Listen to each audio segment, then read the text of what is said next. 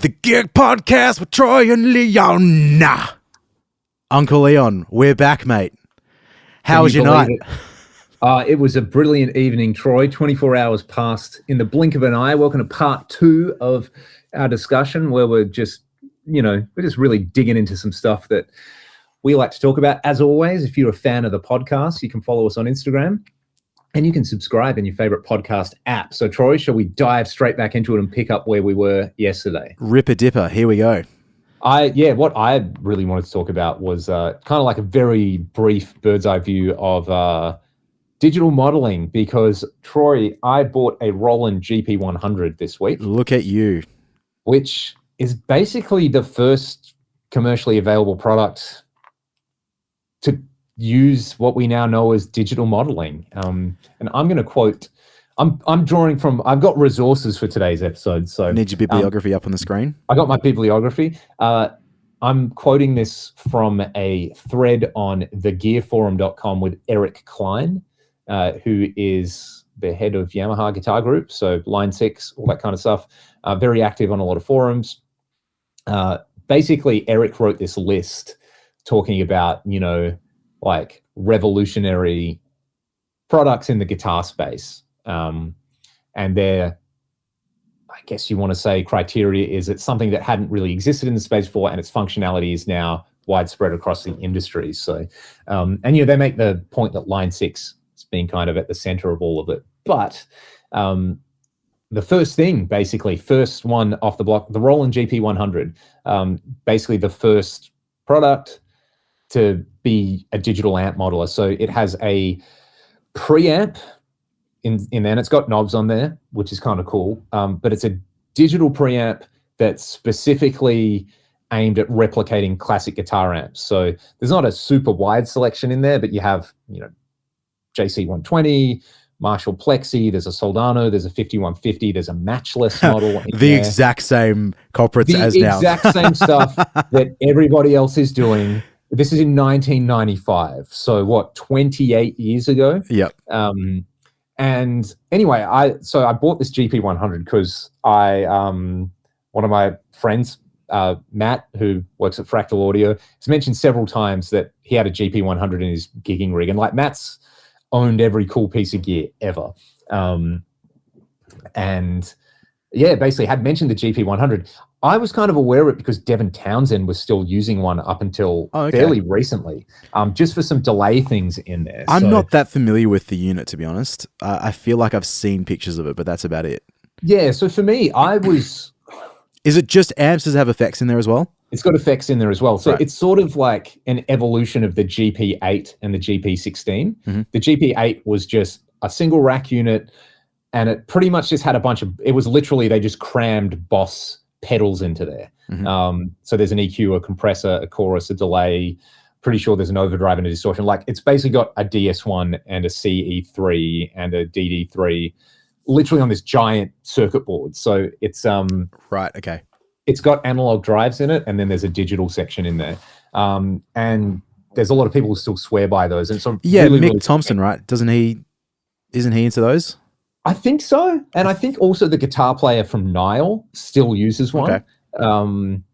And so, there's like people who love the GP8, and you can still get them really, really cheap. Then there was the GP16, which was all digital. And then the GP100 added, now it's got proper like amp and speaker simulation in there. And then there's compressors and delays, and it's like the whole kit and caboodle, basically. Yep. The tap delay in it is really cool, because you basically specify, so you know what it is, Troy? You've used the AX8. Mm-hmm. There's like a quad tap delay in there, a Mm-hmm. multi-delay. Essentially the same thing. Right. It's like, it really is ground zero. And the architecture on it, you can see, is sort of the way stuff like, you can move things around and change the block order. Yep. That, like the GP100, man, I grew up with, my dad had a Roland VG8, the 13-pin thing. Yep. And so I've been like around that ecosystem for a long time. That did guitar modeling and stuff like that. I don't remember it sounding as good as the GP100. Like, yeah, right. I plugged it in using the built-in speaker sims, going direct. There's some sounds in there which you sort of go, okay, yeah, that's definitely 5150-ish. But some of the clean sounds in there are awesome. The Marshall in there's pretty decent. The Soldano in there's pretty decent. The built-in speaker sims are not bad. Like, the feel thing isn't really there. You could gig it. You might not have the best time. The effects are great, like really high quality. And it's the encoders I've gotten it are busted, but someone's made like a third party, software editor, which only works on Windows. So I spent like 4 hours yesterday trying to get Boot Camp on my old Mac Mini, thinking I'll just run it as a Windows machine. Should have just done it and got Parallels, which I ended up using. Yep. Anyway, this thing, I got it hooked up. I got the USB to MIDI cable. Why isn't it working? It's all saying it's connected. Did a factory reset on the Roland. Now, this to me is just the most Roland thing ever. It's using MIDI. What do you think would be a good default setting to have as a MIDI channel, Troy? Maybe MIDI channel number 1 would make sense. Yep. So I've spent hours trying to get this to work, trying everything, installed Parallels on my laptop as well. The default is MIDI channel 2. That was it. Oh, right. Well, that's all I needed to change. I set it to 2, and now I can drive this thing remotely. And it's so much fun. There's some presets on there which are so awesome as well, like these kind of panning string things. And so the GP100, I can't wait to do a video with it because it's really, really fun. Now, basically, apparently the story is at the same time, unbeknownst to Roland, Line 6 were coming up with the Axis, which was their digital modeling amp. Can I just ask quickly, because you plugged it in, like using the speaker, and what did they call it? Speaker emulation? Speaker simulator, yeah. Okay. Just on its surface, purely without A/Bing it, but from your brain, JMP1 direct or this one direct, what do you think sounds better? Well, there's like options in the GP100 to have like center, cap, and edge. Okay, that's really interesting. Which is kind of cool. So I think the JMP one's just a fixed. But you've gigged with that though, direct. So I'm curious to think what. Honestly, I'm without comparing them, like the GP100's at least as good, if not better, in terms of the speaker sims. Okay. And then you've got like boogie models, and there's some stuff in there which is passable. I disabled them and used IRs, and like the IRs a lot better, but plugging in, I was like, this shouldn't be this good, and just like the feature set and everything, it's so like, it is ground zero for digital modeling. You're like, this is why so much stuff still gets done like this. Yep. And there's a few things in there where it's like, it almost kind of feels like, they, like with Roland and Boss, like they almost went backwards for a long time with some of it. But it's pretty cool. The effects are really good amount of tweakability without being too crazy. Then there's the Line 6 Axis. So that's an actual amp. It came out a little bit after the GP100, but I think it was just developed in parallel. So they're probably the first two. But that was a whole amplifier system. I've seen those before, like in person. I don't remember where, but I've definitely seen them. It would have been a couple of years ago now. I never played through them though. But I reckon there's a couple floating around the town. There's that, and then there's the Johnson J Station and Millennium. Yep. Which are like, I want to say the Johnson maybe was around the same time as the Pod. Obviously, the Pod's the big one that most people would be like, that's where it all really took off with modeling. Yeah, so the Axis, that's what it's called, the Line 6 one, right?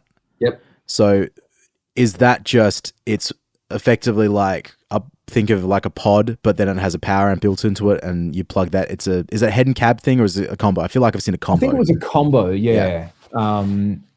Which it has this big menu on it, so it's on the front, right? It's like a massive big menu thing on the front. Massive menu, and it's sort of like amp models. There's nearly 20 amp models. You have amp style controls as a delay and reverb control, and then you can like probably, I think it's maybe you press a button to go through all the options, like compression level, volume pedal on enough, tremolo speed, chorus speed. So it's got all this stuff built in that you can tweak as well.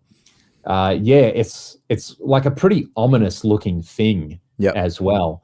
And then that was also mid 90s, right? Like 96, 7, 8. Yeah. So So you got like let's say mid 90s, really, this Yeah. stuff kind of begins, but then the pod's 1998. Okay. And that's, I think for most people, they would be like, that's the real beginning of, because people use pods on commercial recordings. Yeah, they were massive, man. Like, they were always seemed unaffordable to me. I remember wanting one really, really bad, and it was just like, no, it was really expensive. Yeah. But they were still being, like, I know people that still use the OG Bean Pod, like, into the 2000s, like 2010s, sorry, and it was still okay.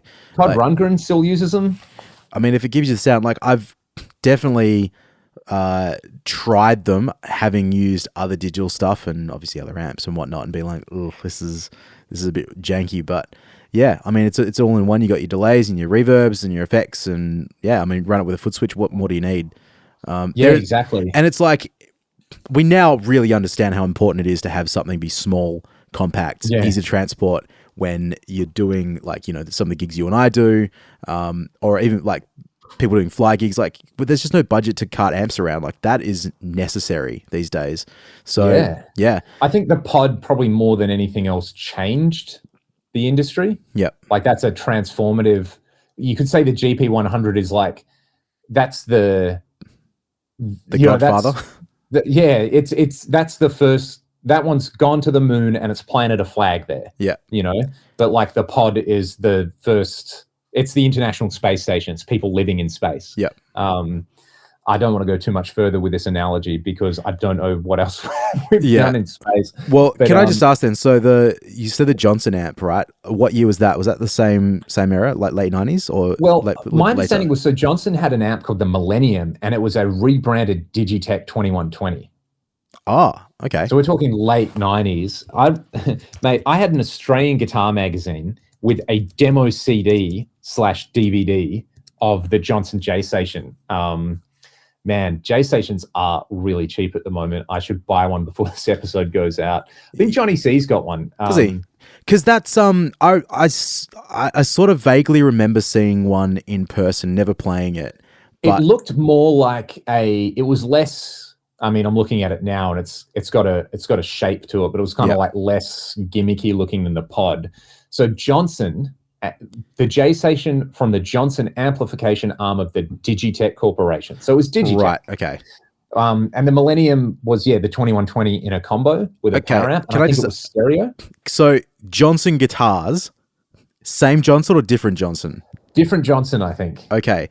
Because I don't know if that's a brand that's a worldwide thing, but the Johnson guitars, you'd see them in, they're like the lower, mid-low range of guitars you'd see in guitar shops. Yeah, very, very much a budget thing over here. So I wasn't certain if they were related or not. I sort of never got that far into it. So yeah, maybe. I don't know. The logos look similar. So the J Station's like 2000-ish. And it was sort of like the pod had come out and then the J Station came out. I remember reading about Johnny Hyland using one to track an album, but it had a software editor. Line 6 also had Amp Farm in the late 90s. Yeah, and Amp Farm was good, man, and still is quite good. Well, maybe not still is quite good, but yeah. But that was, again, that's like a revolutionary thing, like a plug-in for guitar amp sounds. Yep. I remember using that in the studio in at least 2010, 11, 12. I think it became unsupported at a certain point, or they stopped updating it for an OS update or whatever. But it still was good. It was like more usable than a pod in the studio, at least, because the sounds are really, really cool. Yeah, really good Soldano in that, actually. But there's like a few just kind of good sounds in there. So. The J Station, so that's Digitech, and then Digitech had the Genesis. Do you remember those? Genesis, I don't remember. The Digitech Genesis, it was like more poddish. There was, the Genesis one. It was the Genesis one is red. Oh, wow, this is 2002. So maybe they just kind of picked up the kind of J Station thing, and again, way more simplified than a pod. I got to just inject in here and say that, so we get in 2002, two other things which I think were, at the time, they didn't kind of realize how influential they were going to be. One is from TC Electronic. and it is called the TC Electronic Fireworks. Basically the same kind of thing as the GeForce. Okay. But the Fireworks, you could go slightly deeper with it. Fireworks GeForce, let's just say it's that like those TC products from whenever they came out. Mhm. Again, I want to say late 90s. But the idea there was like you had a grid where you could place effect blocks on, Mhm. and you could route them in parallel, and they had a modifier system. So you could go into the mod, like the mod matrix on the GeForce, and Yep. if you want to assign a built-in ADSR or LFO or envelope controller to any parameter, you can do that. All right. So the GeForce, the Fireworks, you've got this grid system and you've got modifiers. We're going to pick up that thread in just a second because we're all kind of leading to the moment of nuclear fusion. Which, so late 90s, so mid 90s, you've got these starting products, the GP100, the Line 6 Axis. Then you get the pod. The pod kind of changes the game. But I don't think anybody really thinks the pod sounds high end. It's like a cool solution. Yeah. And you can get good sounds from it, but it's not a thing you plug into and you go, wow. Then you've got like the Digitech stuff happening at the same time. So kind of everyone's getting in. You've got the Behringer V-Amp. Remember that? I was going to say, I definitely remember that. So that was just a straight up slightly ripoff. Straight up ripoff. Behringer doing Behringer things. And there's one that you haven't said yet that I'm just waiting for. So keep going. Which one is it? Because I may have missed something. Mate, I hope you're going to mention it's slightly different maybe, but the old Zoom 707.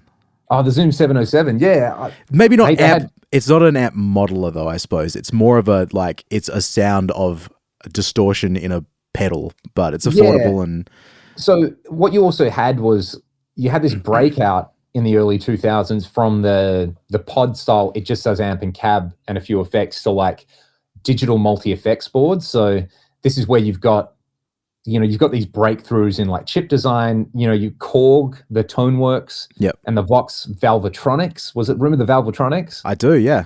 Where it was just like kind of digital modeling with a token tube inserted in there, which probably in the power section. Probably just for show. A lot of that stuff was like that. There was gear that was released around that time that would have an LED to represent the tube. Stuff?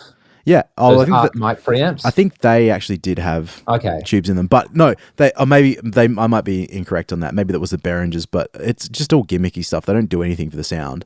So yeah, you could throw in these then you've got these like multi effects that have amp model things. We're talking early 2000s, but the moment where stuff changed is in 2006, and it's called the Fractal Audio Axe-Fx. Oh, never heard of it, Leon. Never heard of it before. The magic thing with the Axe-Fx is you're taking. Oh, I forgot to mention something else with the GeForce. Is the Eventide Eclipse. Oh yeah, yep. Super high end, opposite of the pod. Like everyone agrees that Eventide sounds amazing. The Eclipse is a single rack space unit. You can run 2 independent effects in it. It's got all this. It's like just super high end. Eventide still make it. It's over 20 years old.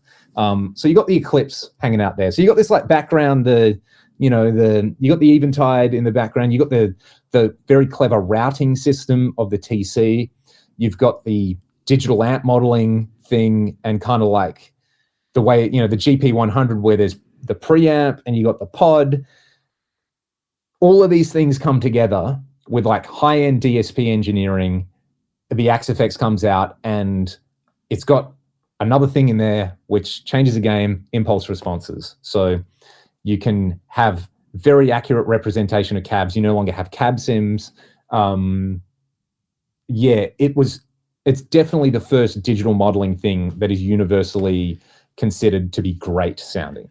It's funny because I knew we were leading to that, and I'll talk about my first experience with hearing about that as well in a second. Just before that though, like we're talking 10, 11 years between the first the Roland coming out and then the Axe-Fx, and to think that now it's 17 years like since the Axe-Fx came out. It feels like, and maybe it's because of the age we were at the time, but it feels like between 2006 and 1995 was like a million years. It may as well have been a million years. Whereas like the evolution of it since then, it's just like yeah, again, maybe it's the age we're at because we've lived through it in a slightly different way. I think as well, the price the Axe-Fx was suddenly achievable to us when we were, we had jobs and, stuff like that, where it's like, oh yeah, hey, you want the best thing. How did you hear about it? Because I heard about it from you. Yeah, so I used to be on the Racer X forum because I was, for a period of time there, probably Perth's biggest Paul Gilbert fan. All I did was listen to Mr. Big and, well, actually a lot of Paul's solo albums and stuff, and I hung out in the forum. And so there was I had the 80A MP1s, and that was great because racks and all that sort of stuff, it was what I was into. But someone had posted about this brand new thing that they just bought, being the Axe-Fx, the original one. I don't think it was the Ultra at that point. It was just the Axe-Fx. And they made the point of like, yep, I've just sold all my amps. Like, it's so good. I don't need anything else anymore. But I think what really, it wasn't marketing hype, but the thing that changed from the marketing was it was like a dynamic tube response. Do you remember I remember reading that. That's what people said. It's like when you have your line 6 or whatever it is, it's like, I don't really understand on a technical level how this stuff is, but let's just say if it's an impulse response of how the amp sounds at a certain volume, like maybe that's achievable, but because playing is so dynamic, it's going to react differently when it's loud and when it's quiet and these sort of things. So if this is not how this works, then I apologize, but that was my understanding of how the Ultra worked. So it does give you a much more accurate tube representation, or representation of what the tubes do. Which it's like more detailed component modeling better. Yeah, basically. Yeah, exactly. So it wasn't. I remember at the time reading not so much a component thing. It was specific, like focused around the.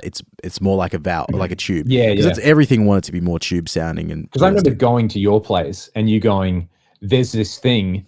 And it's digital, but it actually sounds like, I think it was something like, it's like a pod, but it sounds good, and it also can do Eventide stuff. Yeah. And I was like, no, it can't. Yeah. And then there was a video that someone put up. The Crystallizer? Demoing the Crystal Echoes preset. Yep. And it actually, it's one of the few times in my life with guitar gear I've had my mind blown. Yep. I was like, what? And there was another one with someone playing the Plexi model, and it just sounded so good. It was like, what is this? Yeah, it was huge, man. And so, like, I don't think there was very many around, certainly in 2006. Like, it would have been 2006, or, you know what, it would have been 2007 that I first saw it, not 2006, because we started hanging out like end of 2006. But at that point, because I can just vividly remember thinking like, yeah, when I get a job out of uni, I'm just going to have my Axe-Fx and my Sir guitar, and I'm going to be able to do anything in the world. That's all I need. And here we are, ladies and gentlemen. Here we are. So I think you started to see, okay, I don't want to step on too much of the digital guitar revolution. Are you going to talk about the 11? Yeah, well, this is the, so I think in basically 10 years, you've gone from no digital modelers to something which you could still happily gig with now. Like IRs, absolutely. An absolutely comprehensive selection of great sounding effects, loads of amp models, 2 rack space unit. It is literally responsible for changing styles of music as well. Like I remember maybe 2010, 2011, like hearing stuff where it's like, what are these guitar sounds? And it was just like Axe-Fx. You just, you can put a gate here and a gate there, and it's pretty amazing the way it actually had it's easy to take for granted now because like everything's really good. Yeah. But just sort of how it just came out of nowhere and just pretty much changed. Like the Roland got the little pebble rolling down, but the Axe-Fx was like the landslide. Yeah. Hitting the village kind of thing. It was like, whoa, this is a game changer. I remember not long after that, DigiDesign coming out with the 11 rack. And again, you saying, oh, it's kind of like an Axe-Fx, but just like a little bit easier to get and a little bit cheaper. Yeah, I think we mentioned that the other week because that's the one of the negatives about Fractal is the quantity that they make of their products is not to the scale of like a Line 6 or anything like that. Or even an Avid DigiDesign, you know. Well, absolutely. I mean, the 11 rack was the same size. It was probably half the price, or at least 2/3 of the price. And you could buy it at a music store here. Yeah, and you could also plug it in and use it as your interface for Pro Tools, because at that time with Pro Tools, big deal, man. Yeah, you couldn't with Pro Tools, which like this is one of those things I tell my students because it's hard to believe now. But if you didn't have a piece of Avid or DigiDesign hardware attached to your Pro Tools system, you couldn't use Pro Tools up until about 2009, I believe. Yep. And so there was even a point where like maybe it was even 2010, but I think it was 2009. If you couldn't use Pro Tools on a laptop, like remotely, it was not possible because you'd need to be dragging around your MBox or your like HD system. They had released like something that was the size of a thumb drive with a headphone output on it, and that would qualify as being like the DigiDesign hardware, so you could take that and, you know, work remotely or whatever you wanted to do. That was a very short period of time that they had that. Before, I don't know if you know this or not, but there was like, it was probably around 2009, 2010, someone hacked the Pro Tools software so that it was actually usable on anything. Wow. And I suspect, well, at the time, this was the speculation that's why they opened it up, is because like someone worked out how to make it usable on whatever you wanted. Yeah. So they were just like, fuck it, here you go. There's a lot of stories from like Avid and DigiDesign that are like, and true or not, where they'll spin things in different ways, where it's like, we haven't got offline bounce in our software because we need to rewrite the entire software to make that doable, which may be true because I don't know that or not. But there could be a lot of other spin involved. We can't possibly work this on a laptop because the entire software needs to be designed from the ground up, redesigned from the ground. Yeah, so it's one of those things. So anyway, so that was a little tangent, but like the 11 was, you could use it as your interface. It had all the same sort of sounds in it. The 11 plugin is still really useful. When I bought your old Pro Tools computer, I just used 11, the plugin, the stock amp, whatever it is. Wrote so many songs with that. Worth mentioning as well, Line 6 in the early 2000s had something called the tone port, which was like you plug your guitar into it, and it had like, you could jam along with songs. And I got it for Christmas one year, and it wouldn't work with the home computer that my parents had, and it was so frustrating. And my parents returned it, and I got a Boss EQ20 pedal and a bunch of store credit because it was really expensive. I think I bought a few other pedals with that. Is that when you got 2002? Can you? Sorry, this is so out of left field of a question. When did you get the Seymour Duncan pickup booster? I think with some was that it? You know, yeah, because it was like, this thing was probably like $700. Yeah. Because I remember I feel like, that maybe you told me that at the time. You got the I ended up getting like an EQ20, and then I had store credit, and then the pickup booster came out, so I bought that. That was kind of a fun. It had the little resonance switch on there, a few like probably an SD1, like over years. Yeah. You know, it was like I just had this long running credit at Cosmic. And would be like, oh, how much credit do I have? I think the last $80 I had on there, I bought an SD1. They hooked me up. That's cool. The other thing would be obviously then the Kemper. Yeah, so that's but that's like 2012. a little 2012. Okay, well, slightly before that, the Axifex 2 comes out, because that's when 2011, yeah. Because the reason I got an Axifex, the way I was able to afford it, because it wasn't, he said like Axifex comes out and it's affordable. It wasn't in Australia because I don't think there was a distributor. Do you know when Independent started selling them?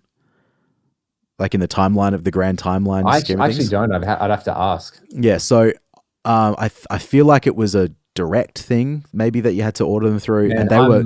I've been trying to find the email. I sent an email in like 2008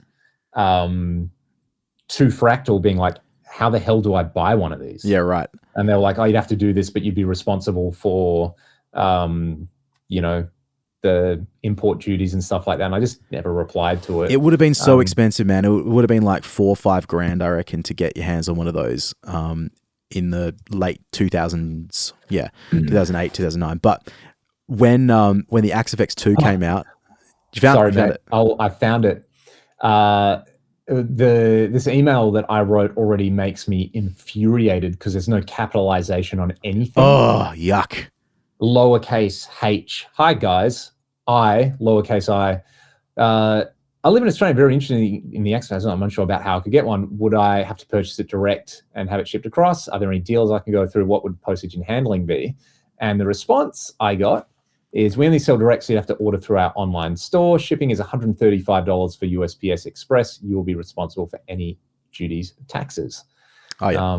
That was, Troy, can you believe this? I sent that email on April 19th. Did you? No. No way. Happy anniversary. 14 years. Oh, well, not actually 14 years. I'm fairly certain I've screen capped this email and sent it to them as well and being like, hey, how crazy is this? So it's 2009, so that still would have been the Ultra. But yeah, I think the 2 came out in 2009, and then I remember you bought one. Well, yeah, because I bought the Axe FX Ultra in 2011 off the Fractal forum. Someone was selling one. Wow. Because what happened was everybody was getting rid of that Axe FX 1s so they could buy the Axe FX 2. So there was like a mass... Yeah, literally, like, they were so hard to find secondhand, like almost impossible. Axe FX 2 comes out and there's just a plethora of them. And so I bought one. I reckon it was 1,600 Australian is what I paid for it, including shipping. It came from America. And I think I got it at the start of 2012, I want to say. It wasn't... No, sorry, it would have been... it was middle of 2011. That's when it was. And yeah, finally got to play around with it. Plugged it in. Sounded awful. Like, I hated the way it sounded. And there's a couple of reasons for that. At the time, and it's probably different now, but there was this thing that kept coming up when I was looking at the Axe FX of like, it takes like a week to get it to sound good. And like nowadays I probably could work out what it is, but I'm pretty certain it's because like the first time I tried to play it was through my orange 1x12 cab. I probably had speaker like emulation on whatever thing I was like tone I was working with. Yeah, and tab IR on into a power amp, into a cab. Yeah, so there was like now I go, oh, well, of course that's what it was, but you just didn't really know back then. But anyway, so I got mine, and then I used it for a bit. I did a tour with it. I gigged with it a little bit. Had to buy a Behringer. Remember, I had the Behringer foot switch. The FCB with the updated EPROM. Yep, had to get that from Europe so it would all work hunky-dory or whatever it was. But then I ended up selling it in 2012 before we went to America because I think it was to cover the flights. Right. And at the time, I just wasn't really using it as much as I thought I would. And I was like, well, you know what? I probably will get more. I can always get one again. I think I actually found at that point the gigs I was doing, well, I was starting to do a lot more bass gigs, so I wasn't needing it to do guitar stuff. And I also didn't really like dialing in sounds on the unit itself. Like it was like, and remember you had to plug it in via a USB to MIDI cable to use the editor. It was just a bit of a pain, but it sounded really good. And anyway, like long story short, I sold it to a friend of ours, Ryan. Ryan ended up selling it to a friend of mine, Leon Todd, and then Leon becomes Mr. Fractal from 2016 onwards, basically. Because Ryan sold it because he bought an AX8. Yeah. And I remember seeing it come up for sale. I was like, oh, I should just buy that because around that time, 2015, 2016, I'd started, like I had a pretty big pedal board with a switcher and we were doing a lot of like fly gigs to mine sites, so using backline amps, and it was always okay. But you know, I did this one gig where the backline amps were a pair of deluxe reverbs, and I just couldn't get it to work with the stuff that I'd bought on my board, and it was just a tough gig. I remember the next time we played there, I used the 2 deluxe reverbs as stands for the Axe FX Ultra. That was my kind of like revenge. So yeah, I went through all these things, like trying out these little preamp pedals. You know, I looked at the Helix at the time. I looked at the Kemper stuff. And yeah, Ryan's Axe Ultra came up and I was like, I think that's what I want. And got it. And then just... immediately broke it a second that you got it. Immediately put it on a table and it fell off, and one of the rack ears got bent horribly. Yep. So off to a great start here. And then plugged it in, and I was like, that sounds okay. Yep. And I had the speaker emulation off going into a power amp return. And Yep. yeah. That old chestnut. Then reading the forum, reading the wiki, kind of figuring out how to dial it in. And yeah, then kind of I'll just use it for gigs where they're fly gigs, and I'll run into a tube power amp return, I'll get a solid state power amp and run into a cab, turn into, oh, this thing sounds pretty good direct. I'm just going to do that. And then, in 2016, we did America and we did Europe, and I just carted that thing around and ran it direct everywhere, and it sounded really, really good. I love that thing. The rest is history. A lot of good gigs with it. And where is it now? And then, have you still got it? Still got it. Oh, there you go. I need to bring it out for a video. So that's the one, Troy. That's the magic one. I will truly never sell that thing, just because I now have a sentimental attachment to it. Yep. Not just for myself, but like, because you had it and Ryan had it, and it's kind of it's a cool little story. So sorry, I was gonna get back onto it. You've got the Kemper as like. The amp cloning thing was pretty cool. Yeah. And then kind of gimmicky, but then like I think Michael Britt started profiling stuff, and people were like, oh, you just get these profiles and they're the best. Yeah. So that was actually just one half step backwards. I do remember with the Axe-Fx, something that a lot of people were doing were buying IR packs for them. Because the internal ones or the stock ones were a bit whatever. So the red wires were really popular. Yeah, I got the red wires ones and they were great. Yeah, I don't remember if I got them or not. I feel like I was using stock stuff, but it's a bit hard to remember back then. I would have gotten, I usually try and do reasonable deep dives with gear like that, which I'm planning to a lot. Like when I got my, I started using the 2-note stuff, the reload, the torpedo reload. Like I bought a bunch of own hammer IRs and stuff, so those were really cool. But yeah, red wires, maybe I had those, maybe I don't, a little hard to remember. But that was kind of that thing of like when you come to the Kemper and it's like, well, yeah, just go buy someone else's hard work. You want the sound of this, then there it is. So actually using the Kempers and trying them for the first time, do you remember doing it? Yeah, a friend of mine bought one, and it was really cool. I kind of liked it, and I profiled a few amps that I had and thought it sounded pretty good. The thing that makes a lot of sense in hindsight is that, if you're in the US, it's relatively easy to get an Axe-Fx. Mm-hmm. It's a little bit more difficult because of the availability in Europe and Australia and everywhere else. Whereas like something like the Kemper, it's made in Germany. Yep. So that's why so many European bands use Kempers. It makes sense. Again, the go into a music store and buy one is a bit of a thing. Yeah. I mean, I feel like maybe the first time I saw one was in a music store in like maybe even 2015. So it was a little bit later. But that was actually doable as well. Which it sort of makes a difference. I mean, the cool thing, Kemper came out with a powered version as well. So, that's you profile your head or your heads and amps, and you just take that and use a backline cab. It makes a lot of sense. Yep.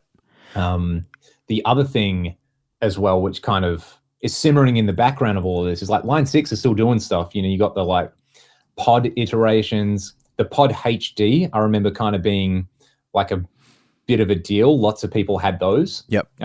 Mostly using them as like effects boards, but yeah, then they kind of leveled up and bought out the Helix, which for a lot of people, Line 6 was like a bit of a running joke, Oh, it was a huge running joke. I mean, once you got past that level, and not even compared to Fractal and all that sort of stuff, but I think modeling maybe got a little lame, or there was like, maybe it was more guitar amps for a bit, at least over here. So you just wouldn't really think about using a pod, like just there's other solutions. But I guess maybe the Fractals and the 11s and all that sort of stuff overtook that. But certainly I would have joked about Line 6 for a really long time. And now I'm a very, very, very big user of their gear. And then like the Helix came out and they kind of solved, I mean, it sounds great, but they solved one big issue with all of these things, which is that they're kind of hard to use. Yep. And the Helix still is the gold standard in terms of like user interfaces. They hired a UI designer to do that. Is that right? Yeah, there's like they paid someone. money to design that. You can tell because it makes a lot of sense. So because like I've had a lot of times with the HX Stomp or the Pod Go. Well, I remember I was with you. We did that gig about 2 years ago. The big thing on the back of the truck. Remember with yeah. And I was playing acoustic for some of the gig and bass for the rest of the gig. And I got there and realized I actually didn't have a bass preset set up or bass tone set up for this gig. I had the bass and I had the Pod Go. And it's usually one of those things where I'm like, oh, fuck, I don't have my computer here and I'm going to need to dial it in. But I just like sat on the stage for about 3 minutes and I was like, oh, cool. How do I bring up an amp? Oh, it's like this. Bam, there it is. Oh, that sounds okay. How do I add a compressor in? It took no time and it sounded awesome. And then since then, like I've been at gigs and just hated my tone and changed it on the fly. Yeah. I've changed stuff mid-song and been happy with it. You know what I mean? Like that's not something I could ever really do. Certainly with the Axe Ultra, I could do it. I sort of could do it with Axe 8, but limited. Because like I still find, even though I've had it for a long time, I still find elements of getting into the Axe 8 kind of a pain in the ass to do stuff with. Yeah, it's a classic, like, it's the user interface is designed by an engineer, not a user interface person. What's nice about like the FM3 and FM9 and the Axe 3 is they've like incorporated a lot of usability requests. Like the 5 encoders, you can set up on like a perform page, you can double tap stuff and it does things like it's certainly not as slick as a Helix, but it's a whole lot more usable than an Axe Ultra, which is a whole lot more usable than a Roland GP100. So that's probably the last hurdle that was really kind of crossed, is just making it, and like the Helix, it felt like, modeling was a real niche thing and like you needed a degree to know how to get good sounds out of these things. But I think the Helix kind of closed the gap where it's, people who otherwise don't know how this stuff works get really good sounds out of it. Yeah. So yeah, it's that like, it took 20 years to go from it not existing to having stuff that sounds good and is easy to use and widely available. Yeah.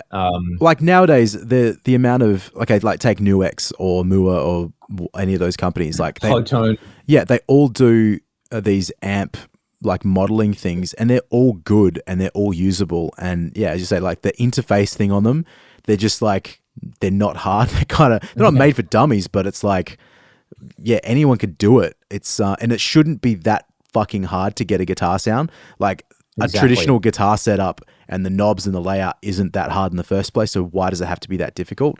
We kind of understand. It's like if it's made by engineers. Like no offense to Cliff and everyone else. Like that's not a you problem. You made we can't all be like good at everything. The best at everything, yeah. Like like Cliff's admitted that on the forum and said like I try my best, but like we first and foremost want to make our products to sound as good as possible. It's a no compromise approach to the hardware and the software, and we're our ears are open. We're trying to do this stuff. It just takes a little bit of time to implement these requests. So and to their credit, they like are constantly adding new stuff. That's the other thing I think as well, which is a bit underrated, is with Fractal, it's like the free constant stream of software updates, firmware updates, where like, some of the old Line 6 stuff, you have to like buy extra content, like the Metal Amps pack or something.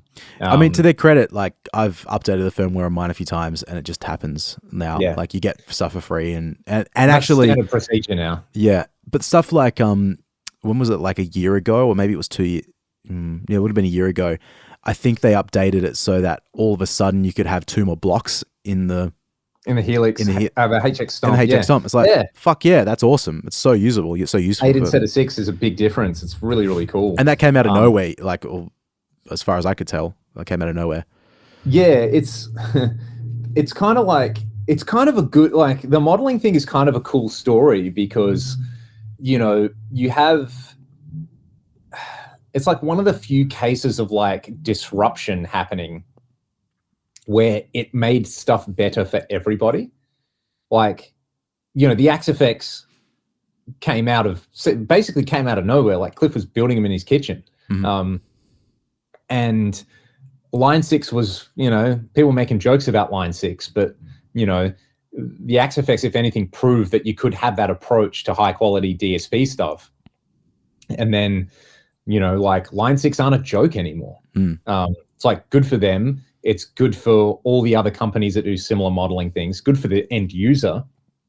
It's become a very, in some ways oversaturated, in some ways like just really competitive market where it's like the Helix gets a firmware update and people complain on the Fractal forum, oh, we want this thing, and you get new stuff. And then, I guess then you've got now the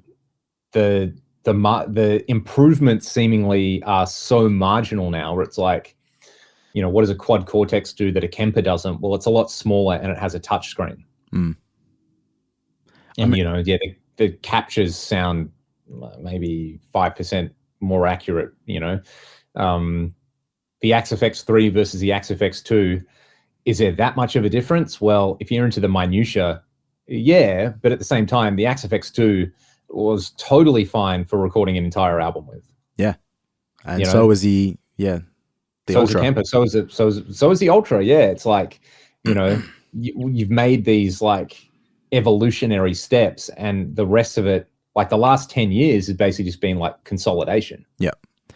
I mean, it is interesting to consider what is next with this. I'm not forward thinking enough to really have an answer. I'll tell you what it is, Troy. It's definitely machine learning, but it's not profiling. It's being able to type into your modeler. I might have mentioned this last week. Make me a preset that sounds like Artist X. Right. That's where it's going. And I wouldn't be surprised if that first comes out as a plugin. It's like, and there's probably a race on right now for that. If I was Neural DSP or Positive Grid or any of these other companies, I would be trying to come out with a really cool product that takes that like amp capture thing, but also has effects where you can go like, make me sound like Eddie Van Halen, 1983. And it references some, there's a backlog of reference tones. It's basically like Ozone for guitar. Like if you've got, it's like like access to Spotify and Shazam and stuff. It's just like, you just load the song in straight from the internet. It's like Shazam for guitar tones. There you go. That's a way better way of saying it. Yeah, that's sad. I mean, in many ways, the way that creativity works within that is a little sad, because it is already so easy, and the amount of understanding and learning. There's an argument to say that is also like irrelevant. Like, who cares? Yeah. I was going to say before when we were talking about the some of the digital. Shut up and make some music. You've just spoken for 2 hours about guitar gear. Like that's kind of you can't argue with that. Yeah. But it's fun. It's a fun hobby. No, I was going to say, like, we're talking about digital audio and we're talking about like the divide of the real technical engineering aspects of it, but then the user experience of how to edit audio and stuff. Like, doesn't the amount of engineers that have got, like, let's say YouTube channels, like really amazing engineers that have YouTube channels and could talk about compression and EQ and like how to mix a song, I'd say 1% of them has any very basic understanding about the technical stuff. And that's probably just Dan Worrell. And nobody else, because why does it matter? It's like, it doesn't necessarily mean you can't be creative and still be good at your job. But yeah, I guess like with all this, the concept of the AI stuff, like part of what I enjoy about doing the stuff that I do is the learning of it. So like, I don't want to shit on anyone just using the cheat code. Like, same thing can be said for like your Kempers and your Axe-Fx I think things. It's I like, think there is like, there's the personal aspect of all of these things where human beings have to use them and be in a constant state of learning. And I think you can have that AI stuff supplement your I agree desire to learn. It can that's why those kind of GPT-4 and stuff like that, it's like interesting that it's somewhat they're using language models, and it's a whole other thing. But yeah, it'd be really interesting to have something. Imagine you could have a conversation with your guitar plugin about the tone you're trying to dial in, and it can suggest things like, you're having trouble with the low end, or the highs sound harsh. Try this. Yep. There you go. Virtual Leon for your. Was it you saying last week, like you're using AI just to help search for answers for things?